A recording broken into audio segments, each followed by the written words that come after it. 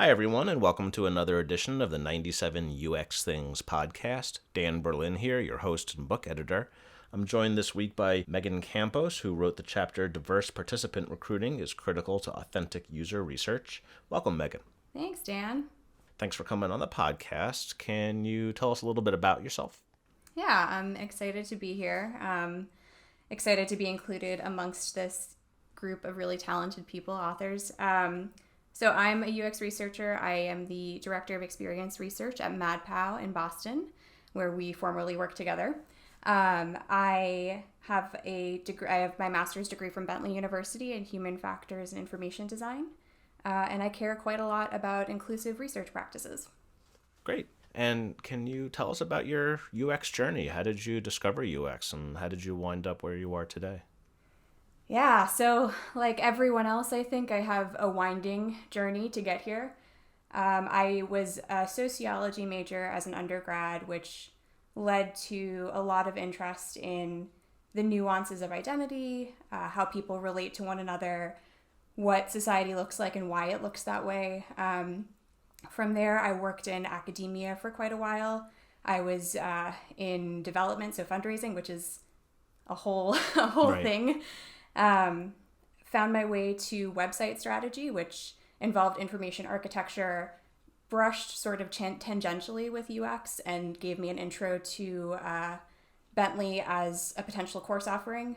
Pursued that for a couple years, thinking about whether or not UX was something I wanted to enter into, given my background in sociology and interest in research, and then ultimately took the course, fell in love with it, found MadPow after graduation, and the rest is, I think, history. Great. Can you tell us about that transition from academia to UX?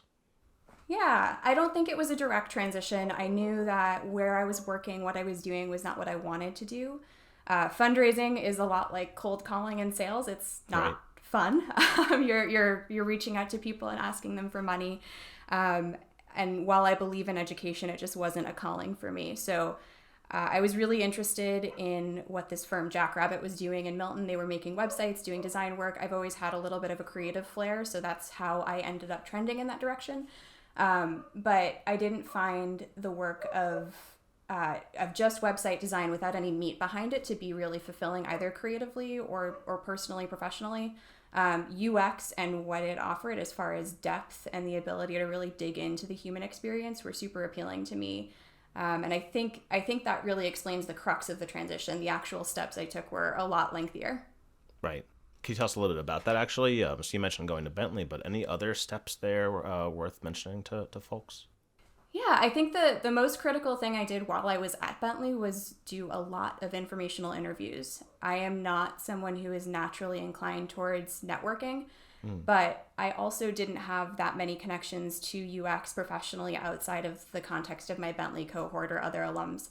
So I just started tapping into what network I did have, asking, it was sort of a domino effect. I asked the first person I knew who was in UX to introduce me to someone else, had a lot of conversations about workplace, about the UX job description, about whether research or design were more my calling, and then asked that person to introduce me to someone else and someone else and someone else.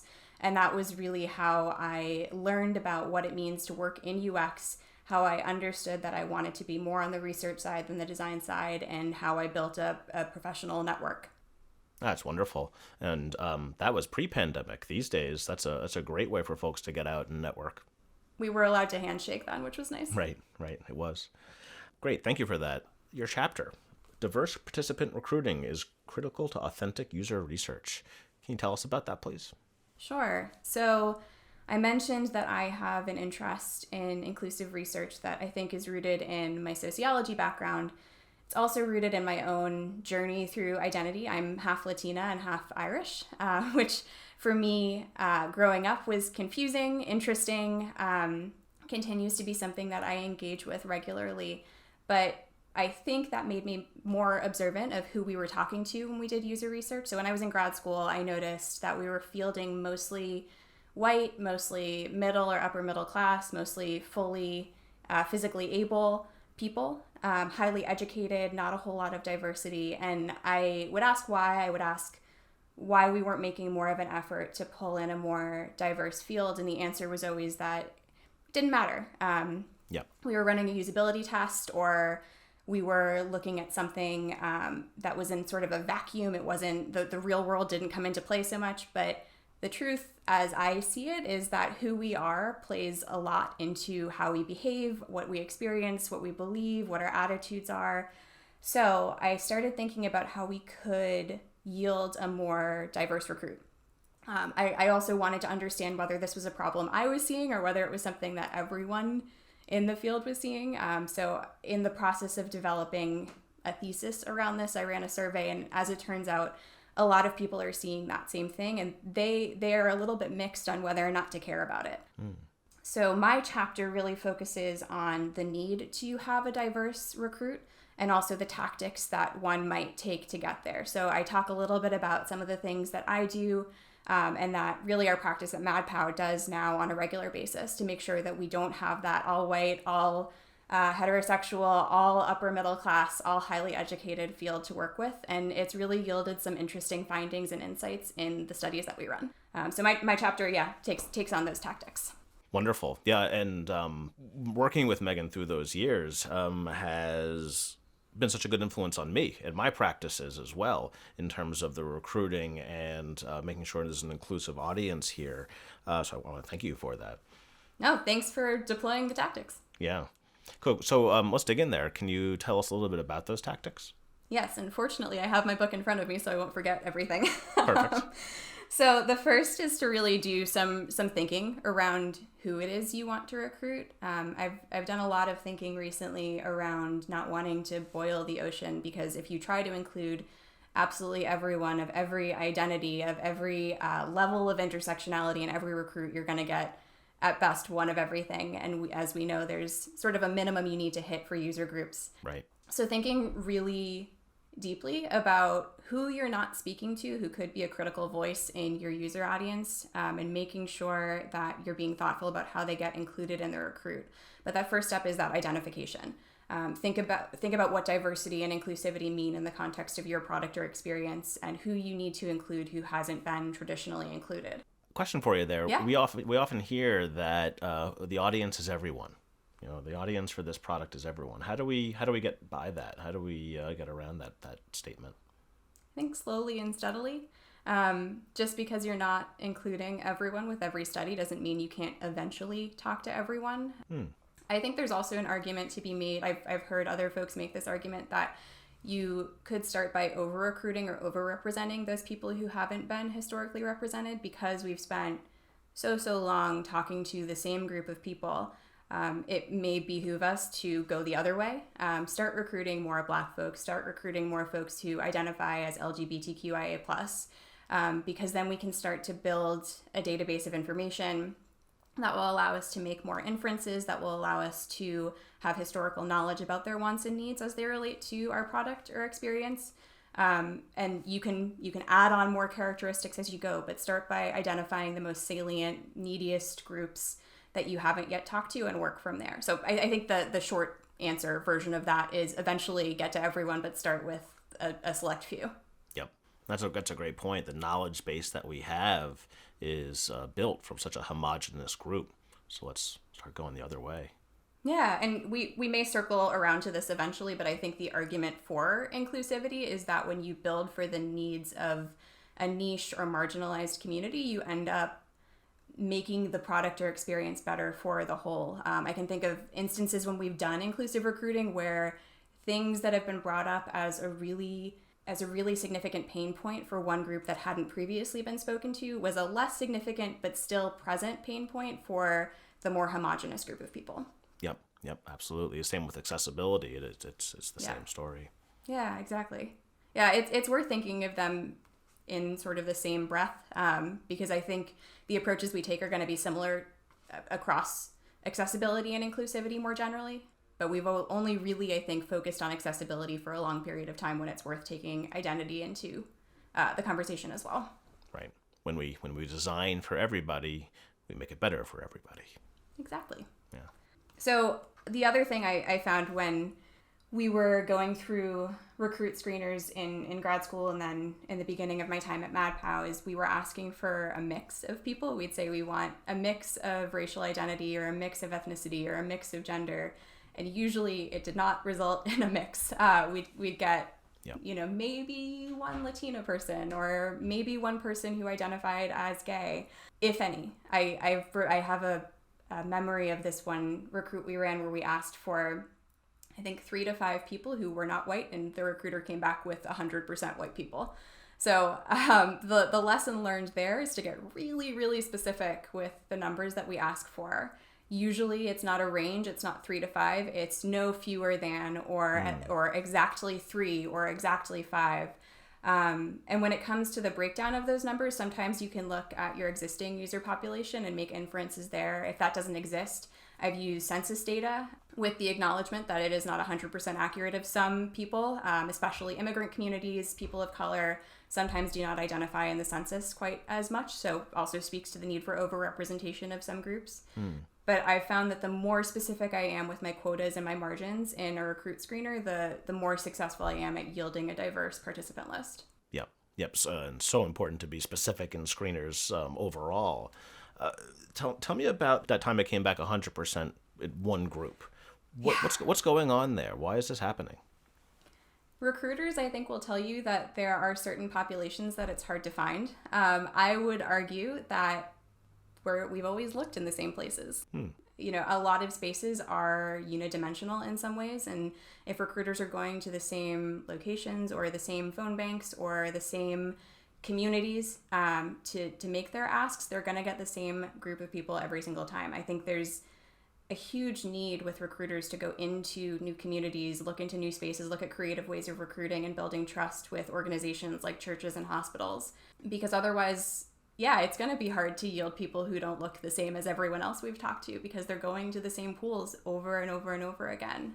So I think really the lesson learned is we need to ask a little bit more of our recruiters and really expect them to meet us where we're at with what we're asking for, and be really exacting with those requirements, because we're paying them, which maybe sounds a little cold-blooded, but at the end of the day, we need to sort of treat it like a job. We're asking them to do a job, and if they can't do the job, we should move on to someone else. Absolutely. And if they're not willing to put in the effort to look in different places, if they're only willing to rely on what they know, then they're not going to be a great partner. Yeah. I think, too, my perspective on this comes from just using recruiters. I've spoken to this at conferences, too. There's a lot to be said about the value of friends and family recruits and using personal networks to yield studies, because like recruiters, or as with recruiters, our personal networks tend to look a lot like us. And so doing any kind of guerrilla study, user research, or using a friends and family recruit actually probably means that you need to go outside of those comfortable networks. Yeah, great. Thanks for that. Yeah. What other tactics do you have there? Yeah. Well, we've gone over the making the argument piece, that arguing for the need for inclusive research is sometimes a little bit of an uphill battle. In our case, we're an agency, so clients will come to us with one expectation for what user research might mean, and we often have to make the case for inclusive because it's not something that's on their radar, or it's something that is undervalued. We've been lucky recently. I think inclusivity has actually been more of a selling point, but where we've had to make the case, that argument that building for everyone really means, or building for the niche or the marginalized really means improving the product for everyone, has been an effective one. Yep. Again, the cold-blooded argument there is improving the product, sells the product, makes the product more engaging. But the human argument is it's going to be a better experience. Right. Well, I mean, if you tie it back to the business, that's definitely the way to get the business's attention, right? And there is a clear business case for inclusiveness, because it will make it better for everyone and get more customers. Yeah, I mean, definitely right now, while inclusivity is a bit of a buzzword, we're pushing our practice development forward to make sure that we're being progressive in how we're attacking this, not just now while it's a hot topic, but going forward, so that it's just embedded in our practice and it's something that we're keeping at the forefront and growing and evolving as our abilities become more refined and as the need becomes clearer. Yep.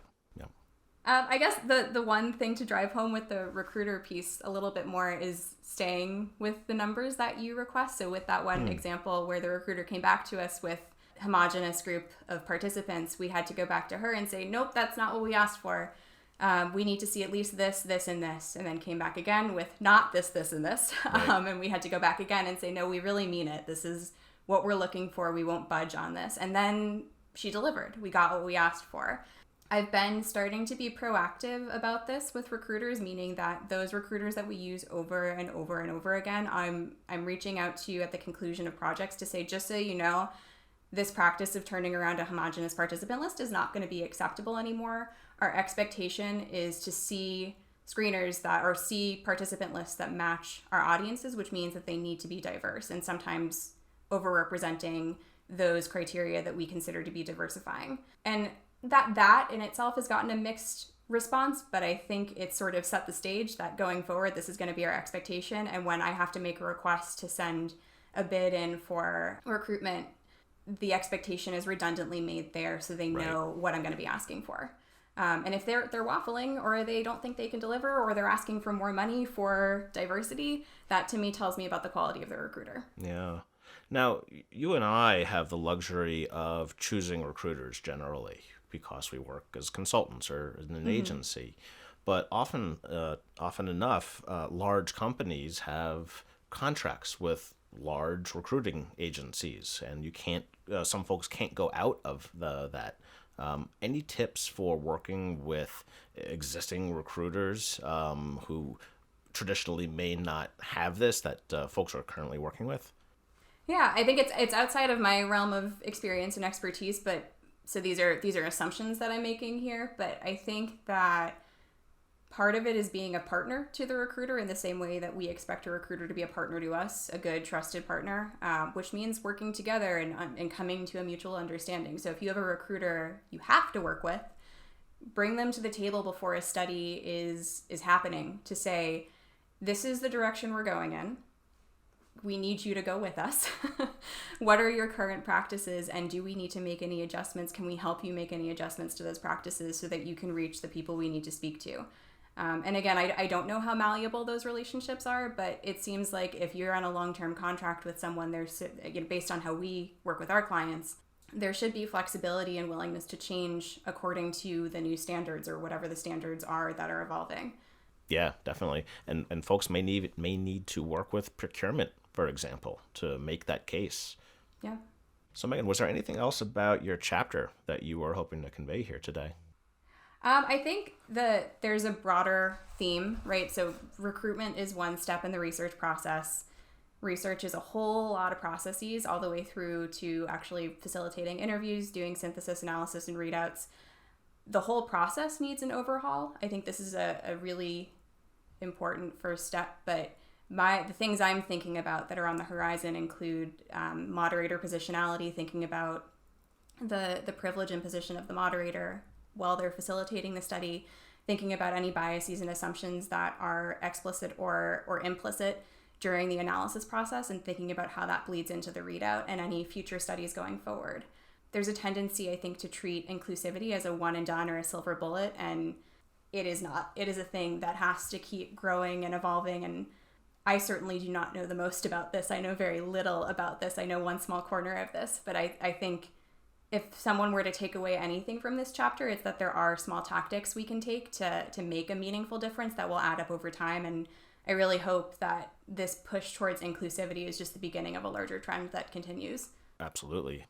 And there are so many moving parts of the research ops process of communicating with participants or using a recruiter, or as you said, moderating. And there are so many opportunities for us to be mindful of ways to model our behavior and our actions to make sure that they are inclusive to everyone.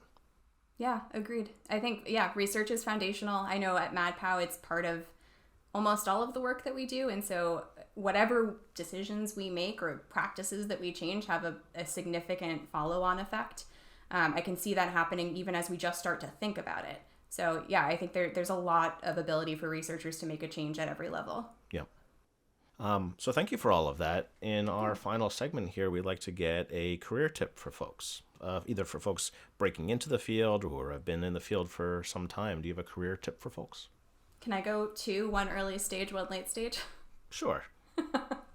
Early stage, I would totally recommend doing those informational interviews. Like I said, I find networking painful. It is not a thing that comes naturally to me, but I am so grateful to the people who took an hour to like have coffee with me and talk to me about their careers and what choices they made and what they would have done differently and who they know, where they've worked, what job descriptions mean, what different titles mean. All of that was so valuable to me as I approached graduation and entered the job market. So new UX folks talk to people and ask for other people to talk to.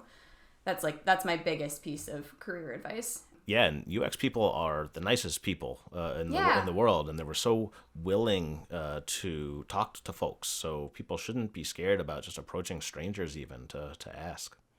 Yeah, the first person, as I was exploring whether or not this was a career for me, I bumped into someone at a conference who asked how I was doing, and we started a 2-hour-long conversation just nerding out about the possibilities of UX. And this is a person I'd never met before. So yeah, friendliest, biggest group of nerds. Perfect. Yeah, that's UX for you. How about that second piece of advice? Just keep driving this inclusivity thing. I think it's not career advice so much as it is our whole practice needs a little bit of a shift and a little bit of a shakeup. And so everyone has a voice and everyone has some sphere of influence. And if we can use that to make our practice more inclusive of a broader group of people and give a voice to people who have not previously had a voice in the conversation, that's commendable, and that's what we should be trying to do. Amen. And design often has a unique place in a business's product timeline to be that department that does make those steps to make the process more inclusive. Yeah, and several different points in the timeline, right? Like we're in theory involved from start to finish. Yep, exactly. Yeah. Great. So our guest today has been Megan Campos, who wrote the chapter Diverse Participant Recruiting is Critical to Authentic User Research. Thanks for joining us today, Megan. Thank you so much for having me. You've been listening to the 97 UX Things podcast. Thanks for listening. You've been listening to the 97 UX Things podcast, a companion to the book 97 Things Every UX Practitioner Should Know, published by O'Reilly and available at your local bookshop. All book royalties go to UX nonprofits, as will any funds raised by this podcast. The theme music is Moisturize the Situation by Consider the Source. And I'm your host and book editor, Dan Berlin. Please remember to find the needs in your community and fill them with your best work. Thanks for listening.